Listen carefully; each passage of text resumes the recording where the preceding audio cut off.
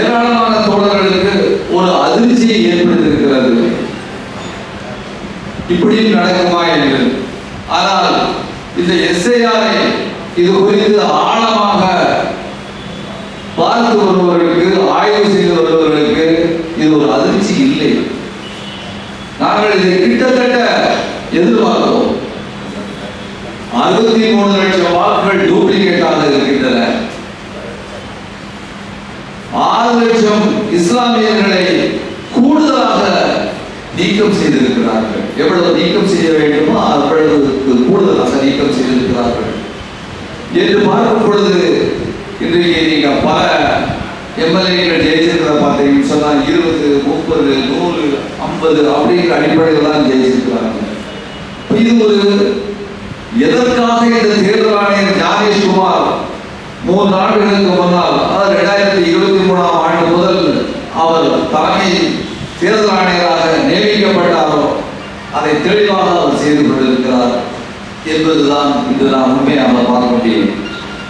எனவே இந்த நிலையிலே தான்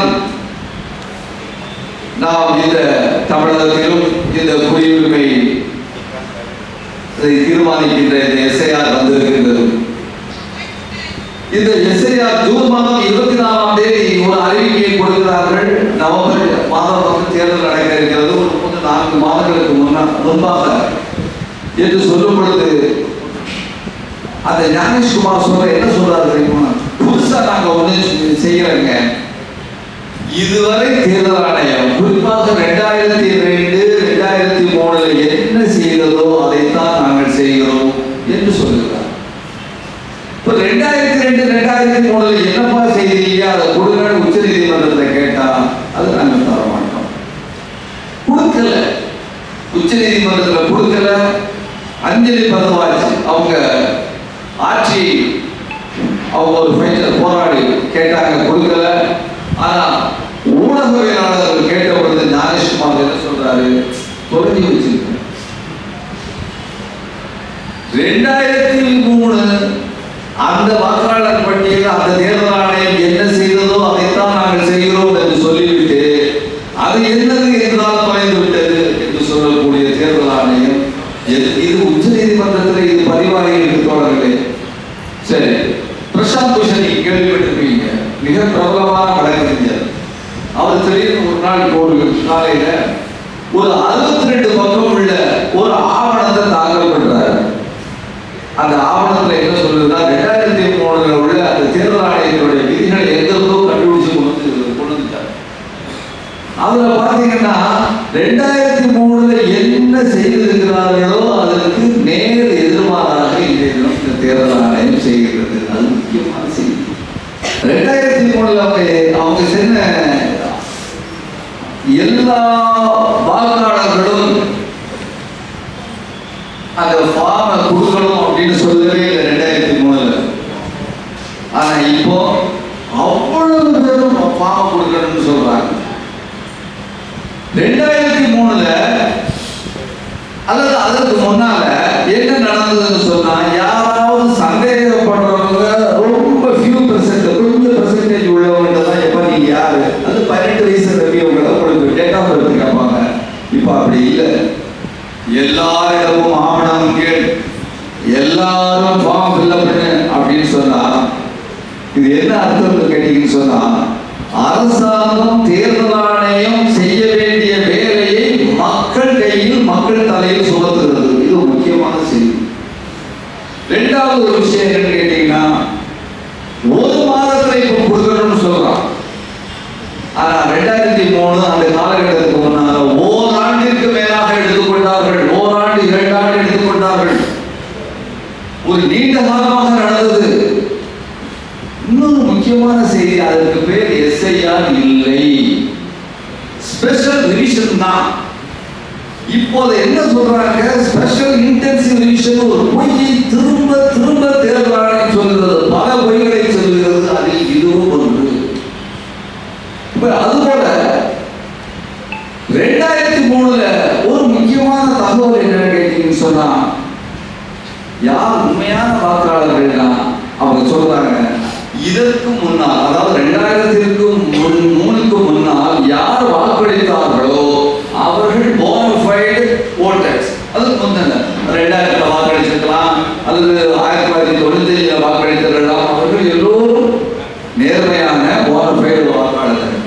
இப்ப என்ன சொல்றாங்க, 2025 நான் 2019 வாக்களிச்சேன், அதனால என்ன, 2015 வாக்களிச்சேன், அதனால என்ன, நீ 2002 2005 எப்போ கிட்டத்தட்ட ஒரு 23 வருஷங்களுக்கு முன்னால் வாக்களித்திருந்தால் மட்டுமே உண்மையான வாக்காளர்கள் என்கிற ஒரு நிறைய கொண்டு வந்திருக்கிறான். இதுவும் நேர் எதிரமான மாறானது.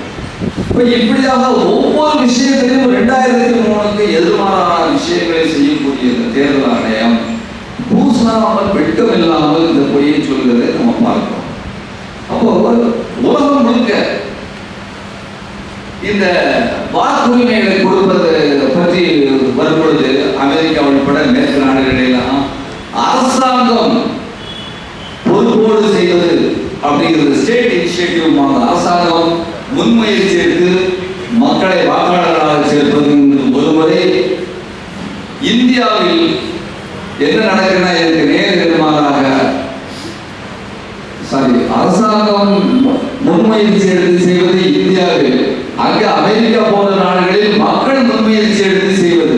அரசாங்கத்தில் அமெரிக்காவில் என்ன சொல்றாங்கன்னு சொன்னா, நீங்களா வந்து வாக்காளர் உரிமையை நீங்க வந்து நிறைவேற்ற போடணும், நான் வந்து அமெரிக்காவுடைய சிட்டிசன், அவங்களா வந்து பதிவு செய்யணும்.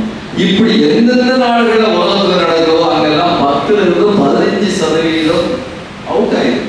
75-80% தான் அங்கே வாக்காளர்கள் பதிவாகிறார்கள். இந்தியாவில் மட்டும்தான் அரசாங்கமே தேர்தல் ஆணையமே பதிவு செய்ததுனால 99.9 வயது வந்தவர்கள் எல்லோரும் வாக்காளர்களாக பதிவு செய்யப்பட்டிருக்கிறார்கள். இது ஒரு முக்கியமான செய்தி. சரி, அதுக்கப்புறம் பீகாருக்கு வருவோம். பீகாரில் ஜூன் 24ஆம் தேதி அறிவிக்க கொடுத்தாங்க. ஒரு மாதத்துல ஜூலை 1 ஜூலை 30 ஆகஸ்ட் 1 வரைக்கும் நீங்க எவ்வளவு பேர் இருக்கிறாங்களோ அவங்கள அவ்வளவு பேரும் நீங்க வாக்காளர் படிவத்தை கொடுக்கணும்னு சொல்றாங்க. அதுக்கு என்ன 11 ஆவணத்தை கொடுக்கணும்ன்றாங்க. இதோட பாரத சொன்னது போல யோகேந்திர யாதவ் PUCL சார்பாக இன்னும் கட்சிகள் சார்பாக உச்ச நீதிமன்றத்தில் வழக்கு தொடர்றாங்க. ஆனாலும் அந்த ஒரு மாத முடிவில் 65 லட்சம் வாக்காளர்களை நீக்குகிறார்கள். 65 லட்சம். அது எவ்வளவு? நான் கிட்டத்தட்ட 8% வந்து வாக்காளர்களை நீக்குகிறார்கள். தோழர்களை நினைவு வைத்திருக்கிற உலகத்தில் இது போல 20ஆம் நூற்றாண்டு 21ஆம் நூற்றாண்டுல அல்லது 19ஆம் நூற்றாண்டுல ஒரு இடத்தை தவிர எங்கேயுமே இது போன்று வாக்காளர்களை மிகப்பெரிய அளவிற்கு நீக்கியது கிடையாது. அமெரிக்காவில் மட்டும்தான் குடியுரிமை அந்த கருப்பர்கள் சம்பந்தமா பிரச்சனை வரும்போது வடக்கே உள்ள மாகாணங்களுக்கும் தெற்கே உள்ள மாகாணங்களுக்கும் பிரச்சனை வரும் பொழுது அங்கே உள்ள கருப்பர்களை எல்லாம் நீக்கிறார்கள் என்பதை நாம் பார்க்கிறோம். எனவே இப்போ 11 ஆவணங்கள் பீகார்ல கொடுக்க சொல்லி இருக்கிறாங்க. இந்த 11 ஆவணத்தை எப்படி சூஸ் பண்ணிருக்காங்க தெரியுமா? ரொம்ப தெளிவாக தேர்ந்தெடுத்திருக்கிறாங்க. சாதாரண ஏழை எளிய மக்களிடம் இருக்க முடியாத இருக்காத ஆவணங்களாக பார்த்து தேர்ந்தெடுத்திருக்கிறார்கள். இதுதான் அடிப்படையான செய்தி. அப்ப நீங்க அவங்க என்ன ஆவணம் கேட்கிறாங்க நீங்க பாத்தீங்கன்னா, ரேஷன் கார்டு எல்லாத்தையும் கிடையாது, ஆவணமா கிடையாது. தேர்தல் ஆணையம் கொடுத்த அந்த வாக்காளர் அடையாள அட்டை எல்லாருக்கும் இருக்குது, அது கிடையாது. 100 நாள் வேலை திட்டம் கிராம மக்கள் அவங்க செய்யறாங்க, அது கிடையாது. அப்ப என்னதான் இருக்கு அப்படின்னா, cost certificate, school certificate, degree certificate, land வாங்குறது, இது போன்ற விஷயங்கள் எல்லாம் வந்து நீங்க வந்து கொடுக்கணும். ஆதார் கார்டு எல்லாரிடமும் இருக்கிறது. கோடிக்கணக்கான ரூபாய் செலவழிச்சு கண்ணு கார்டு எல்லாத்தையும் வச்சு நம்ம கண் வழியெல்லாம் வச்சு செஞ்சோம். அது கொடுத்தால்தான் பயனுள்ள திட்டங்கள் கொடுக்கணும்னு சொன்னா ஆதார் கார்டு கிடையாது. இதற்கு எதிராக மிகப்பெரிய அந்த உச்ச நீதிமன்றத்தில் போராட்டம் நடந்ததற்கு பின்னால்தான் ஆதார் கார்டை பீகாரில் சேர்த்துக் கொண்டார்கள். அது ஒரு தனி கதை. இப்படியாக இது ஒன்று. இரண்டாவது, டேஞ்சரஸ் ஜோன் ஒன்று இந்த பீகாரில் நடந்தது. நம்ம எல்லாம் வாக்காளர் பட்டியலில் கொடுத்தாச்சுன்னு சொன்னா, வாக்காளர் பட்டியலில் நம்ம அந்த ஃபார்ம் கொடுத்தாச்சு பட்டியல போடுறது வரைக்கும் ஒரு 5-6 நாள் ப்ராசஸ் பண்றாங்கல்ல, அப்படி ஒரு டைம் இருக்கு. 5-6 நாள் அந்த ப்ராசஸ் பண்ற டைம், அந்த டைம் தான் முக்கியமான டைம். அதுதான் நம்ம டேஞ்சரஸ் ஜோன் அப்படின்னு சொல்றோம். பாரதன் சொன்னார், யார் தீர்மானிப்பது? அங்க நீங்கள் என்னதான் படிவம் கொடுத்திருந்தாலும் அங்கு உள்ள அதிகாரிகள் தீர்மானம் பண்ணுவார்கள், எனக்கு நீங்கள் கொடுத்திருப்பது என்னை கன்வின்ஸ் பண்ணல அப்படின்னு சொன்னா நான் நீக்கிடுவேன். அதற்கு ஒரு புரோட்டோகால் எதுவும் கிடையாது. இப்படிப்பட்ட ஒரு வானளாவிய அதிகாரத்தை கொடுத்திருக்கிறார்கள். அப்ப இப்போ அந்த முக்கியமான டேஞ்சரஸ் ஒன்று என்னன்னு கேட்டீங்கன்னா 30 நாள் கட் ஆஃப். அப்ப இந்த 30 நாள் கட் ஆஃப் பண்ணும் பொழுது வெளியூருக்கு போயிருந்தாங்கன்னு சொன்னா நடப்பு சொல்றேன், அதாவது இங்கேயும் அதுதான் 30 நாள் கட் ஆஃப் தான். வேற எங்கேயாவது போயிருந்தாங்க கிராமத்துல, இப்ப பாருங்க 15 நாள் ஆயிட்டு ஃபார்ம் கிடைக்கல, தோழர்கள் அல்லாத பட்டு இருக்கிறாங்க. அப்ப இந்த 30 நாள் கொடுக்கலன்னு சொன்னா நான் தான் இந்த தோழர்களுக்கு சொல்ல விரும்புகிறேன், எப்பாடுபட்டாலும் சரியாக இருந்தாலும் தப்பாக இருந்தாலும் மேல உள்ள கட்டத்தை நிரப்பியாவது நீங்கள் 30 நாளுக்குள் பாவை கொடுத்தாக வேண்டும். இல்லை என்று சொன்னால் உங்களுடைய பெயர் வரைவு வாக்காளர் பட்டியலில் வராது. வரைவு வாக்காளர் பட்டியலில் வராது என்றால் குடியுரிமை நீக்கப்படும். அடிப்படை விஷயம். இந்த குடியுரிமை நீக்கப்பட்டு விட்டது என்று சொன்னால் என்ன நடக்கும் என்பது அது பின்னால் பேசாது. மிகப்பெரிய ஆபத்தான விஷயம். அது நம்ம நாட்டில் நடக்குவோம், தமிழ்நாட்டில் நடக்குவோம், அது போல நடக்காது. நமக்கு பல்வேறு விதமான உயர்ந்த ஒரு ஒப்பீனியன் நம்ம நாட்டை பற்றி, ஜனநாயகத்தை பற்றி இருக்கலாம். அதெல்லாம் தவிடுபடியாகி கொண்டிருக்கிறது. அஸ்ஸாமில் கிட்டத்தட்ட நம்முடைய அஸ்ஸாமில் வாழக்கூடிய மக்களை 1 லட்சம் பேருக்கு அதிகமான மக்கள் இன்று கேம்ப்ல இருக்கிறாங்க. எப்படி நம்முடைய இலங்கை மக்கள் கேம்ப்ல இருக்கிறார்களோ அதுபோல அங்கே கேம்ப்ல இருக்கிறார்கள் இந்திய நாட்டு மக்கள். இல்லை, ஒரு ஆர்மி ஆபீசர் கூட சொல்லிட்டாங்க, பேப்பர்ல பார்த்துருக்கீங்க, அகதிகள் முகாம்ல அது ஃபைட் பண்ணி அப்புறம் வந்தாங்க. இப்படிப்பட்ட நிலைமை எல்லாம் அங்கே இருக்கிறது என்பதை பார்ப்போம் அப்படின்னு சொன்னா அடிப்படையில் என்னன்னா, இந்த எஸ்ஐஆர் என்பது ஏழை எளியவர்களுக்கு எதிரானது, பெண் தலித் மக்கள், ஆதிவாசிகள், பழங்குடிகளுக்கு எதிரானது. ஏன்னா அவர்களிடம்தான் இந்த 11 ஆவணங்களும் இருக்காது. இரண்டாவது, இவர்கள் அந்த தீர்மானம் பண்றாங்க பார்த்தீங்களா, டேஞ்சரஸ் ஜோன் சோதனை இவங்க எல்லாம் கொடுத்தாலும் சரிபட, அதாவது ஆபீசர்கள் முடிவு பண்றது, நாங்கள் தான் முடிவு பண்றோம்னு அந்த ஏரியா கொடுத்துருக்கிறானே. அதுல வடக்க என்ன நடந்திருக்குன்னு கேட்டீங்கன்னா, பீகார்ல எல்லாம் நான் சொன்னேன் 6 லட்சம் பேர்களுக்கு அதிகமாக முஸ்லிம்கள் நீக்கப்பட்டிருக்கிறார்கள். அநேகமாக ஈவன் தமிழ்நாட்டில் கூட ஐபிஎஸ் ஆபீசர்ஸ், ஐஏஎஸ் ஆபீசர்ஸ் ஏராளமான பேர் RSS ஐடியாலஜியோடு இருக்கிறார்கள்.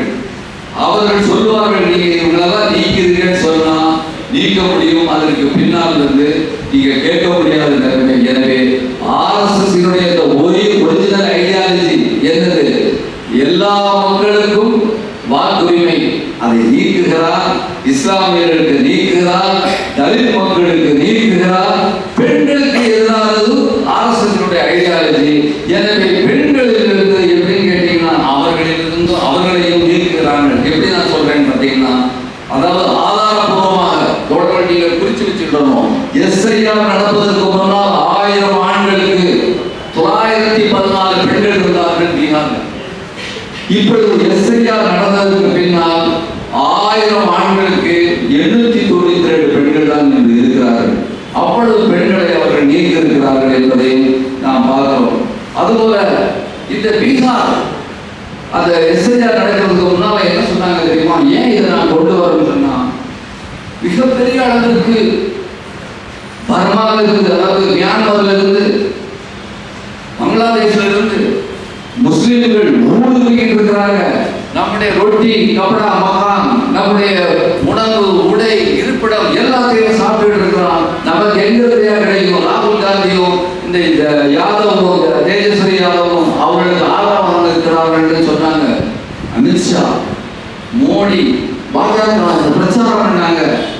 ஆனா இந்த கடைசியில இறுதி வாக்காளர் பட்டியலுக்கு பின்னால என்ன நடந்ததுன்னா 3 பேர் தான் கண்டுபிடிச்சாங்க.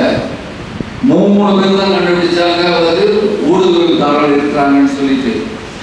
அதே போல இஸ்லாமியர்கள் எப்படி நீக்கிருக்காங்கன்னா, இஸ்லாமியர்கள் பீகார்ல 16.7% பீகார்ல இருக்கிறாங்க. அவங்களுடைய மக்கள் பெர்சன்டேஜ் 65 லட்சம் நீக்கப்பட்ட அந்த வாக்காளர்கள் மறைவு வாக்காளர் பட்டியலில் நீக்கிறாங்க. 65 லட்சம் பேர், அதில் 24.7% நீக்கிருக்காங்க. கூடுதலாக 9% நீக்கிருக்காங்க, 8%. அதுக்கப்புறம் இறுதி வாக்காளர் பட்டியலில் 3.66 லட்சம் பேரை வந்து மொத்தத்தில் நீக்கிருக்காங்க. அதுல 33% இஸ்லாமியர்களை நீக்கிருக்கிறார்கள் என்பதை பார்க்கும் பொழுது அவர்கள் அந்த RSS அந்த சித்தாந்தத்தை கூட்டுவதாக இந்த எஸ்ஐஆர் இருக்கிறது. அதுபோல இன்னொரு செய்தி, புது வாக்காளர்களை சேர்க்கக்கூடாது, இறுதி பட்டியலுக்கு வந்ததற்கு பின்னால் சேர்க்கக்கூடாது என்று அறிவித்ததற்கு பின்னால் 4.3 லட்சம் பேரை புது வாக்காளர்களை அவர்கள் சேர்த்திருக்கிறார்கள் தேர்தல் ஆணையம். இதெல்லாம் வந்து யோகேந்திர யாதவ் தலைமையிலான டீம் திரும்ப திரும்ப எக்ஸ்பிரஸ் எல்லா பத்திரிகைகளின் ஊடகங்களையும் கொடுத்திருக்கிறது. நம்ம சமூக ஊடகங்கள் ஏதாவது பெரிய ஊடகங்களை இதை கொண்டு வந்ததே இல்லை. அதே போல இந்த அதாவது இறுதி வாக்காளர் பட்டியல் வந்ததற்கு பின்னால தேர்தல் ஆணையம் ஒரு ரூல் இருக்கு. 10 பேருக்கு மேல ஒரு வீட்டில் இருந்தாங்கன்னு சொன்னா ஆணையத்தில் உள்ளவர்கள் நேரடியாக அந்த வீட்டிற்கு சென்று செக் பண்ணணும். ஆனா எத்தனை பேர் வீடு இருந்தது தெரியுமா? 10 பேருக்கு உள்ளவங்க 24 லட்சம் வீடு இருந்தது தோழர்களே. 24 லட்சம் வீடு ஒரு மாசத்துல செக் பண்ணியிருப்பாங்கன்னு யோசனை பண்ணுங்க. இந்த 24 லட்சம் வீட்டுல 3.2 கோடி பேர் 10 பேருக்கு மேல இருந்திருக்கிறாங்கன்றத நம்ம பார்க்கிறோம். ஒரு வீட்டுல குறிப்பா 800க்கு மேல அதிகமான உள்ள ஆளுங்கள் அங்க இருந்திருக்காங்க அப்படின்னு சொல்லும் பொழுது எந்த அளவிற்கு இந்த தேர்தல் ஆணையம் திட்டமிட்டு இந்த மக்களுக்கு எதிராக இந்த நாட்டு மக்களுடைய ஒரு அதாவது அம்பேர் ரோலை விட்டுட்டு பாஜகவுக்கு ஆதரவான ஒரு நிலைப்பாடு. அதே போல பாத்தீங்கன்னா 21 பேர் வாக்காளர் நமக்கு ஒருத்தர் பேர் வந்துட்டு இருக்கும். மோகன் வரும், பாலகிருஷ்ணன் வரும். அது போல என்ன பேர் வந்தது தெரியுமா? வேடிக்கை, வேதனை. நிர்வாக சட்டம் வந்திருக்கு. நான் கொடுத்து சொல்லிட்டு இருக்கேன். நிர்வாக சட்டம் வாக்காளர் பெயர் என்னன்னா ஹிந்தியில நிர்வாக சட்டம் வாக்காளர். வாக்காளர் பெயர் என்னன்னா வாக்காளர். அதுபோல வேற சில அந்த ஃபார்ம்ல வாக்காளர் பெயர் என்னன்னு கேட்டீங்கன்னா பிளாங்க், கணவன் பெயர் பிளாங்க், வீட்டு அட்ரஸ் பிளாங்க், திருவாளர் பிளாங்க் வந்துதான் ஓட்டு போட்டிருக்காங்க. நடந்திருக்கு 24,000. அதாவது இதுக்கு பேர் வந்து ஆங்கிலத்தில் ஹிந்தியில் உள்ள வார்த்தை கிபரிஷ் நேம். கிபரிஷ் அப்படின்னா அர்த்தம் இல்லாத வார்த்தைகள். 24,000 பேர் வாக்காளர் ஃபார்ம்ஸ் அர்த்தம் இல்லாமல் ABC இப்படிலாம் இருக்குன்றதை நம்ம பார்க்கிறோம். அதுபோல இன்னொரு முக்கியமான செய்தி, ஜெராக்ஸ் எடுத்தது போல உங்களுடைய பெயர், அட்ரஸ், வயது, கமா, ஃபுல் ஸ்டாப் இதெல்லாம் ஜெராக்ஸ் எடுத்தது போல 9 லட்சம் பேர் வரைவு வாக்காளர் பட்டியலில் ஒரே பேர் டூப்ளிகேட்டாக இருந்திருக்கிறது. 4.9 லட்சம் பேர். இது பத்திரிகைகள், எக்ஸ்பிரஸ் எல்லா பத்திரிகைகளையும் வந்து யோகேந்திர யாதவ் போன்றவங்கலாம் என்னப்பா ஒரே பேர் கமா ஃபுல் ஸ்டாப் இல்லாம அப்படி வந்திருக்குன்னு சொன்னா தேர்தல் ஆணையம் ஒரு மாதிரி கலங்கி போய் அப்படியா இப்படி வந்திருக்குன்னு சொல்லிட்டு இறுதி வாக்காளர் பட்டியல் என்ன நடந்தது தெரியுமா? கூட 30,000, 5.2 லட்சம் பேர் டூப்ளிகேட் நேம்ஸ். இப்ப நம்ம எல்லாரும் எதிர்பார்ப்போம் அவன் ஏதாவது திருத்திருப்பானான்னு பார்த்தா திருத்தல. கூட 30,000 பேரை டூப்ளிகேட் நேம்ஸா பண்ணிருக்கான். இது ஒரு தொகுதியில மட்டும். அதுபோல மாகாண பீகார் மாநிலம் முழுக்க எவ்வளவு பேருன்னு சொன்னா 63 லட்சம் பேரை வந்து டூப்ளிகேட்டா இருக்கு. இது ஏன் தெரியுமா? சென்னையில மத்திய சென்னை உதாரணத்துக்கு சொன்ன மத்திய சென்னையில ஒருத்தர் தன்னுடைய தாய் பெயரு, தன்னுடைய கணவன் பெயரு அல்லது தகவல் பெயர் இருக்குன்னா இன்னொரு தொகுதி தஞ்சாவூர்ல, கோயம்புத்தூர்ல அதே பேர் இருக்கும். ஆனா அட்ரஸ் வேற இருக்கும். ஒப்பனக்காரர் ஏதாவது ஒண்ணு இருக்கும். அவன் அங்க ஒரு நாள் ஓட்டு போட்டு இங்க ஒரு நாள் வந்து வாக்களிப்பதற்கு வசதியாக இப்படி எத்தனை பேர் 63 3 லட்சம் டூப்ளிகேட் நேம்ஸ் பீகார்ல இருக்கு. 1 2 63 லட்சம் பேர். அப்புறம் அவங்க இது போல வெற்றி பெறாம என்ன நடக்கும் யோசிச்சு பாருங்க. எவ்வளவு நீங்க கரடியா கத்தினாலும் இதற்கு எதிராக உங்களுக்கு எதிராக தேர்தல் ஆணையம் இருக்கிறது.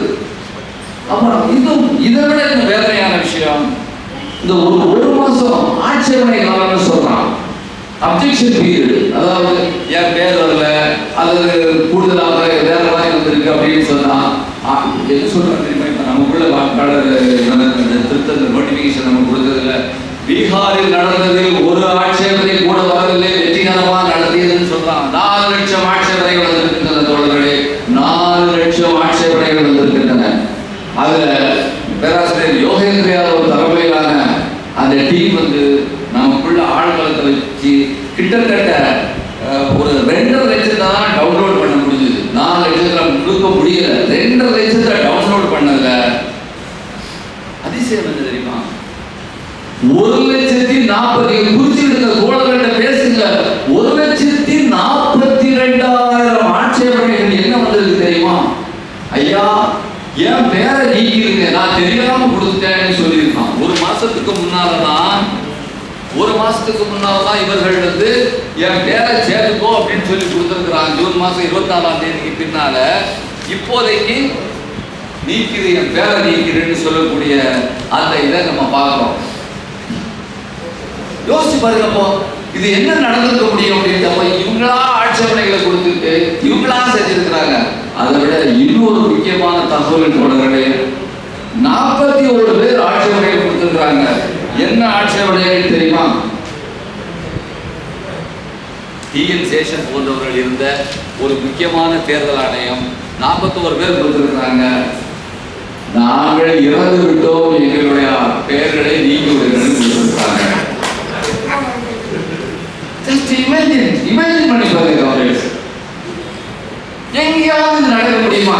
அப்படி என்ன அர்த்தம் அப்படின்னு சொன்னால், இது இவர்கள் திட்டமிட்டு குக்கம் பண்ணது, இந்த தேர்தல் ஆணைய பட்டியலை குக்கம் பண்ணது அப்படிங்கிற விஷயம் தான் இதுல இருந்து நமக்கு தெளிவாக தான். ஒரு பேர் கொடுத்திருக்கலாம். இதுதான் பிஜேபி கொண்டு வந்த, ஞானேஷ்குமார் கொண்டு வந்த தேர்தல் ஆணையம் பரிசுத்தமாக்குகிற அந்த திட்டம், அந்த பட்டியலை நம்ம இதை பார்க்கிறோம். அதுபோல இந்த வெளிநாட்டவர்கள் சொன்னாங்க பார்த்தீங்களா, வெளிநாட்டவர்கள் சொல்லிட்டு தான் இதை முழுக்க கொண்டு வந்தாங்க. 7.24 கோடி பேர்ல வெளிநாட்டவர்கள் எத்தனை பேர் இருக்காங்க தெரியுமா? ஆட்சேபனைகள் வந்திருக்கு. 1087 ஆட்சேபனைகள் தான் வந்திருக்கு. வெளிநாட்டவர்கள் இருக்கிறார்கள் என்று சொன்ன ஆட்சேபனைகள் 1087 தான் வந்திருக்கு. அதுல இஸ்லாமியர் எவ்வளவு பேர் இருக்காங்க தெரியுமா?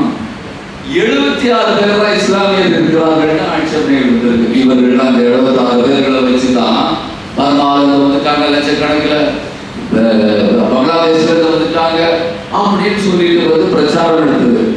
இந்த இஸ்லாமிய எத்தனை பேர் நீக்கிறாங்க தெரியுமா? இந்த 1087 ஆட்சேபனைகள்ல 390 பேர் நீக்கிருக்காங்க. இதுல ஒரு சின்ன விஷயத்தை பார்க்கணும். 390 பேர் ஏன் நீக்கிறாங்க? என்ன சிக்கல்னா, நேபாளத்திலிருந்து வந்த இந்து பெண்கள் நம்முடைய பீகார் ஆண்களை திருமணம் செய்து வந்திருக்கிறாங்க. அது ஒரு சிக்கல். இப்ப நேபாளத்து பெண்கள் ஃபாரினர்ஸ்னா அவன் இந்துக்களா இருக்கிறத நீக்க முடியாதுன்ற ஒரு சிக்கல் அவனுக்கு இருக்கு. அதனால அதை வந்து மொத்தத்துல நம்பரை பற்றி சொல்லிட்டு அதை நீக்கவில்லை. எல்லைப்புற மாவட்டத்திலிருந்து பீகாருக்கு சொல்ல பங்களாதேஷ்ல 10 பேர் தான் வந்து அங்க எல்லைப்புற மாவட்டத்திலிருந்து வந்திருக்கிறாங்க. எத்தனை ஊடுருவல்காரர்கள்னு தகவல் வந்திருக்கு. கடைசியில பார்த்தாங்க அந்த 10 பேர்ல 5 பேரு இந்துக்கள், 5 பேர்ல மிச்சுள்ள 5 இஸ்லாமியர்கள்ல 2 பேர் செத்து போயிட்டான். 3 பேர் தான் அங்கே வந்து என்ன இஸ்லாமியர்கள் ஊடுருவல்காரர்கள் என்று அங்கே தீர்மானம் பண்ணப்பட்டிருக்குங்கிறத நாம பார்க்கிறோம். அதுபோல இன்னொரு முக்கியமான விஷயத்தையும் சொல்லணும். இந்த தேர்தல் ஆணையம் உச்ச நீதிமன்றத்தில், அதாவது ஃபாரினர்ஸ் வந்திருக்கான் அப்படின்னு சொல்லிட்டு நிறைய பேர் இருக்கிறாங்க வெளியே சொன்னாங்கல்ல, பேப்பர்ல அதுல இதுல சொன்னாங்கல்ல. உச்ச நீதிமன்றத்தில் எந்த விதமான ஆவணத்தையும் இவர்கள்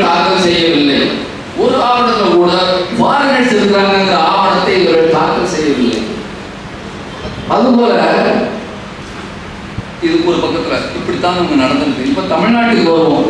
தமிழ்நாட்டில் இப்போ அங்கிருந்து அங்கே இவ்வளவு குழப்பங்கள், இவ்வளவு அசிங்கப்பட்டு சின்ன பின்னப்பட்டு பண்ணதுக்கு பின்னால சில விஷயங்கள்ல ஒரு லேசா லிபரல் பண்ணியிருக்கிறாங்க.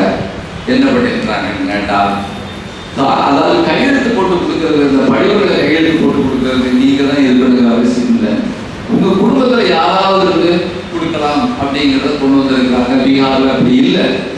அதுபோல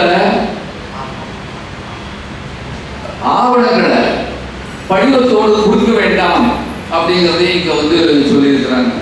இன்னொன்று, நம்ம கட்சி தோழர்கள் யாராவது இருந்தாங்கன்னா, நீங்க திராவிட முன்னேற்ற இருப்பீங்கன்னு நினைக்கிறேன், உங்க தோழர்கள் எல்லாம் கட்சியிலையும் சொல்ல வேண்டியது, நீக்கப்பட்டவர்களுடைய அந்த பெயர்கள் விஷயத்தை மிஷின் ரீடபிள் ஃபார்மெட்ல நம்ம கேட்டிருக்கிறோம்.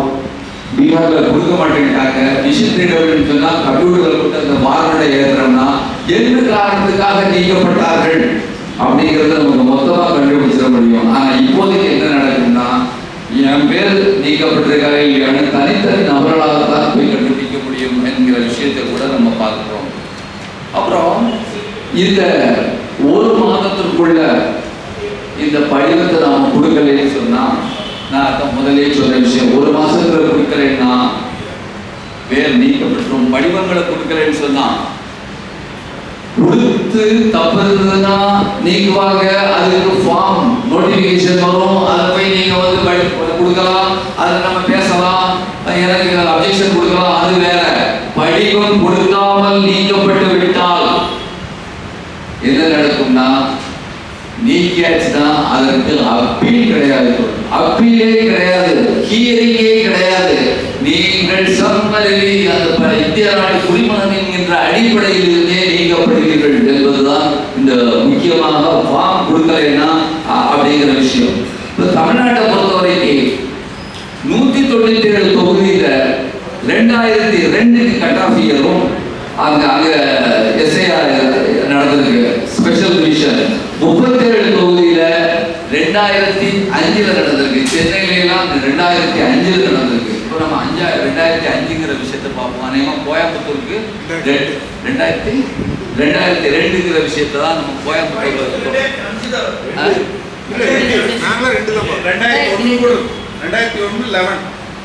அதாவது 2 பிரிவாக தான் வச்சிருக்கிறத நம்ம பார்க்குறோம்.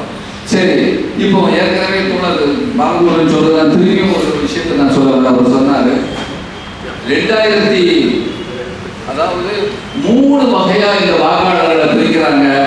2002 2005 பெயர் இல்லைன்னா நாம என்ன செய்யறது? இந்த ஃபார்ம் இருக்கு, இந்த ஃபார்மை நாம் கொண்டு வந்திருக்கிறோம் காங்கிரஸ்.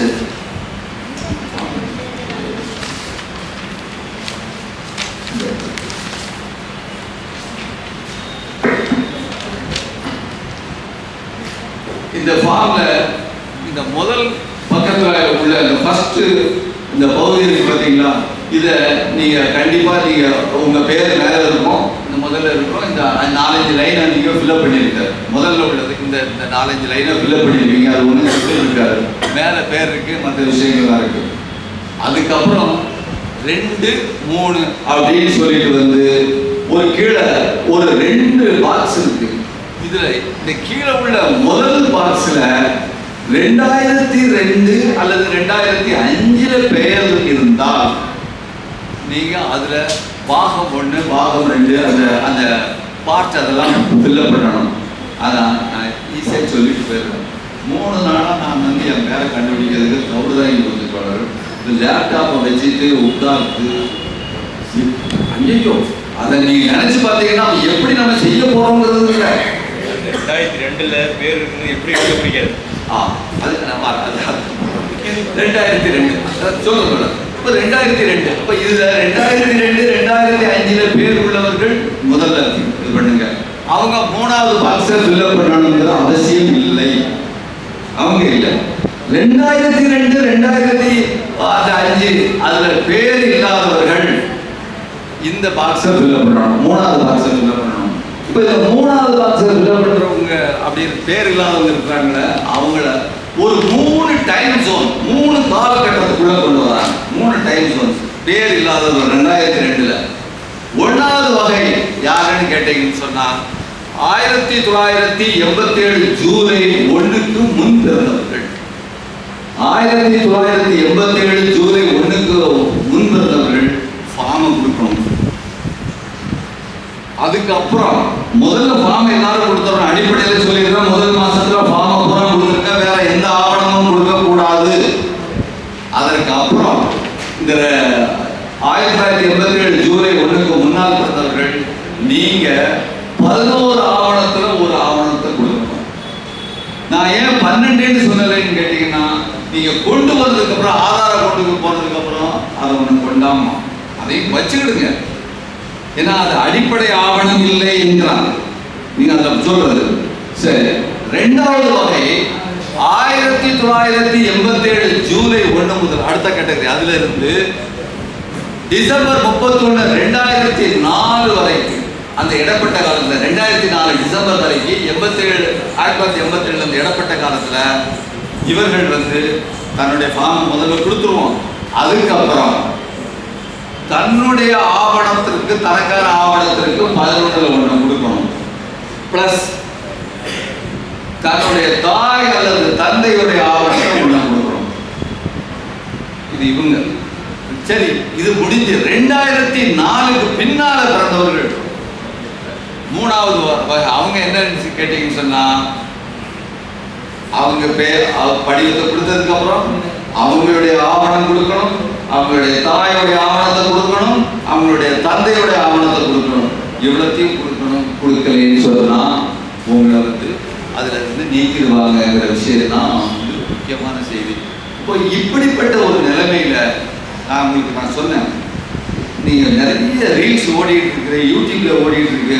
ஒரு 5 நிமிஷம் தானே, நீங்க ஃபில்லப் பண்ணிட்டு போயிடலாம். இது ஒரு எளிதான விஷயம். அவனை கொண்டு வந்து ஃபில்லப் பண்ண சொல்லுங்க. யாரும் ஃபில்லப் பண்ண முடியாது காம்ரேட்ஸ் சொல்றேன். அப்ப தோழர் கேட்டார், எப்படி ஃபில்லப் பண்றது? நான் வாயால வேணாம் சொல்லிட்டு போயிடலாம். ஆனா ஒரு மிக மிக மிக கடினமானது.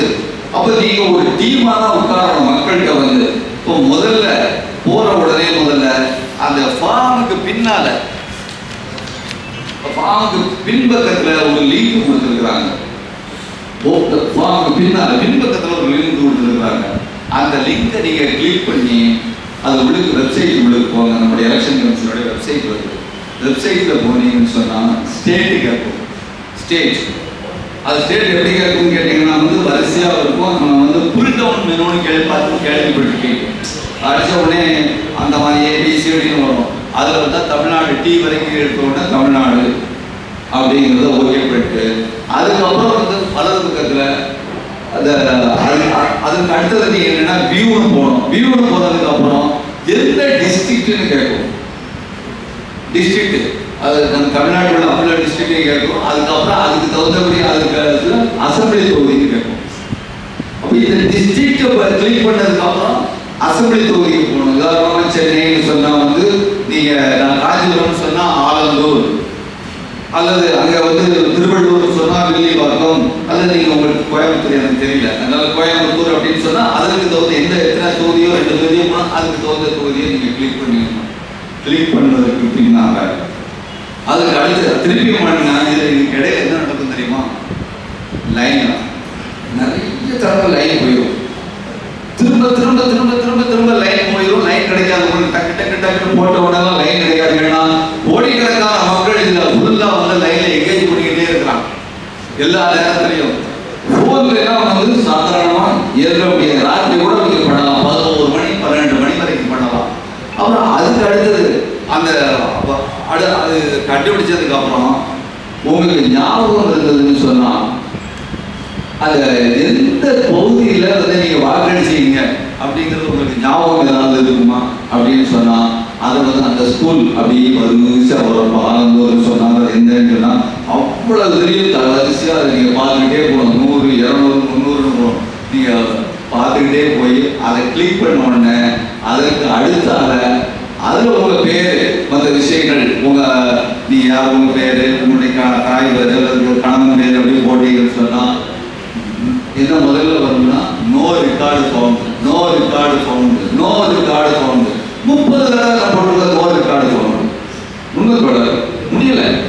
அப்புறம் அடுத்தது என்ன செய்யறது அப்படின்னு பார்த்தீங்கன்னு சொன்னா பேர்ல கண்டுபிடிக்க முடியல அப்படின்னு சொல்லிட்டு எலக்டோரல் ரோல் மூலம் அது ஆல்டர்னேட்டிவ், அப்புறமா அந்த எலக்டோரல் ரோல் மூலமாக இது இன்னும் எந்த இடத்துல இருந்த, எந்த ஸ்கூல்ல இருந்த, எந்த இருக்குன்னு அதுல போய் பார்த்தீங்கன்னு சொன்னா அப்படி அந்த ஸ்கூலெல்லாம் நீங்க ஞாபகப்படுத்தி இருக்கணும். நீங்க அதெல்லாம் ஞாபகப்படுத்தி போனீங்கன்னு சொன்னா அது டெமான்ஸ்ட்ரேஷன் பண்ணா நல்லா இருக்கும். அதுக்கு நீங்க போனீங்கன்னு சொன்னா அதுல இருந்ததுன்னா உடனே உங்களுக்கு கிடைச்சிட்டுன்னா நீங்க கடவுள் உங்களுக்கு அருள் புரிவார். இதுல என்ன தெரியுமா, மனிதன் சாதாரண நம்மள மாதிரி தோழர்களுக்கு சவத்து பேர்ல இது போட்டு இது ஓட்டு போடுறது, இது இப்படிலாம் ஓட்டு போடணும்னு நினைப்போம். தோழர்களே, ஓட்டு போடுறது சம்பந்தப்பட்ட விஷயங்கள்ல குடியுரிமையை நம்முடைய பாதுகாக்கிற சம்பந்தப்பட்ட விஷயம் இல்லைன்னு சொன்னா என்ன நடக்கும் தெரியுமா? நம்முடைய பிள்ளைகளுக்கு அவர் சொன்னார் சென்சஸ் வரும்பாரு. நீங்க சென்சஸ்ல வந்ததுன்னா நீ பேரு தப்பா பேருக்கு உங்க பேர் இந்தியாவில் இல்லைங்க. எப்படி சொல்லுவோம்? இந்தியாவில் இல்லைங்க, இந்தியன் சென்சஸ்ல உங்க பேர் இல்லை அப்படின்னா சரி, இப்போ என்ன செய்வாங்க? ஒன்றும் செய்ய மாட்டான். ஆனா அதுக்கப்புறம் உங்களுக்கும் பக்கத்து வீட்டுக்காரங்களுக்கும் சண்டை வருதுன்னா நீங்க போலீஸ்ல கம்ப்ளைண்ட் கொடுக்க முடியாது, உங்க பிள்ளைகளை சேர்க்க முடியாது. ஃபாதர் பேர் கேட்பான், ஃபாதர் பேர் இந்தியன் சிட்டிசனான்னு கேட்பான், ஃபாதர் பேர் இந்தியன். நீங்க எப்படி சொல்ல முடியும்? இந்தியன் சிட்டிசன் சொன்னா ஃப்ராடுன்னு சொல்லிட்டு அது கொடுத்து வச்சிருவான். எந்த நலத்திட்டங்களுக்கும் நீங்க போக முடியாது, அரசாங்கம் கொடுக்குற நலத்திட்டங்களுக்கு போக முடியாது, லைசன்ஸ் வாங்க முடியாது, ஸ்கூல்ல சேர்க்க முடியாது. இப்ப இந்தியாவுடைய சிட்டிசன். அப்புறம் இன்னும் கூடுதலாக பாஜகவினுடைய அந்த வன்மமும் இதுவும் கூடுதலாக சொன்னா அத முஸ்லிம்கள் கொஞ்சம் பேர் இருக்கான், கிறிஸ்தவங்க கொஞ்சம் பேர் இருக்கான், ஹிந்துஸ் இருக்கான். சரி, இவங்களை விட்டுருவோம், இந்த முஸ்லிம்கள் தான் தூக்கிடு அப்படின்னு சொல்லிட்டு, ஏன்னா அவன் ஐடியாலஜி அது ஒரு பக்கத்துல சுத்தி ஒரு வலையை கொண்டு உட்கார வச்சிருவான். இதை போன்ற விஷயங்கள் நடப்ப சாத்தியமில்லை. சாத்தியம் நான் சொல்ல வரல, நடக்கும். அதனால ஸ்டாலின் அவ்வளவு திரும்ப திரும்ப திரும்ப சொல்றாரு. ஆனா கீழே உள்ள மக்களுக்கு அவ்வளவு தூரம் அந்த அடித்தட்டு மக்கள் வரையில் புரிஞ்சிருக்காங்களான்னு எனக்கு இது பண்ண முடியல. ஏன்னா அதெல்லாம் நடக்காதுங்க, அதெல்லாம் நடக்காதுங்க. கொரோனாவுக்கு முந்தின வர வரைக்கும் இத்தனை கோடி பேர் சாவணி யாருன்னு தெரிஞ்சா அப்படிலாம் நடக்காதுங்க, அப்படிலாம் நடக்காதுங்க. திடீர்னு செத்துட்டான் கூட்டம் கூட்டமா. அது போல ஒரு மிகப்பெரிய சூறாவளி மையம் கொண்டிருக்கிறது தோழர்களே. அதனால நான் திரும்ப திரும்ப மீண்டும் இங்கு உள்ள கட்சி தோழர்கள் இருந்தாலும் சரி, நாங்க இந்திய ஒற்றுமை இயக்கம் குடிமை சமூகங்கள் சார்பாக குடிமை சமூகங்களை ஒன்றிணைத்து எங்களுடைய அதாவது கலைஞர் யோகேந்திர யாதவ் மீண்டும் இந்தியாவுக்கு இதை கொண்டு செல்லுங்கள், இதை ஒவ்வொரு மக்களிடமும் சொல்லுங்கள், ஒவ்வொரு கட்சிக்காரர்களிடம் சொல்லுங்கள், அவர்களுக்கு இந்த ஆபத்தை உணர்த்துங்கள் என்று அவருக்கு கேட்டிருக்காரு. நான் பாட்னாவுக்கு போயிருந்தேன். அப்போ அந்த அளவுக்கு சொல்லும் பொழுது அதனுடைய ஆபத்தை நான் நேரடியாக உணர முடிந்தது. அதனுடைய ஃபர்ஸ்ட் வெளிப்பாடு, அதனுடைய ஃபர்ஸ்ட் ரிசல்ட் தூக்கிட்டான் பாத்தீங்களா பீகார்ல. ஆட்சி எவ்வளவு பேரு, எத்தனையோ பேர் மக்களுக்கு இவங்களுக்கு ராகுலுக்கு பின்னால கூட்டு போச்சு. இங்க இருந்து ஸ்டாலின் போனாரு, அங்க இருந்து பல்வேறு ஆட்கள் போனாங்க. ஒன்றும் நடக்கல, ஒன்றுமே நடக்கல. இன்றைக்கு தமிழ்நாட்டில் வரப்போகுது, கேரளாவில் வரப்போகுது, எல்லா மாநிலங்களிலும் வரப்போகுது. மிகப்பெரிய ஆபத்தை நாம் எதிர்நோக்கி இருக்கிறோம் நண்பர்களே. எனவே எனக்கு பின்னால நம்முடைய அறிவித்தோழர் பாபா மோகன் பேசுவதற்கு இருக்கிறார். எனவே இதோடு என்னுடைய உரையை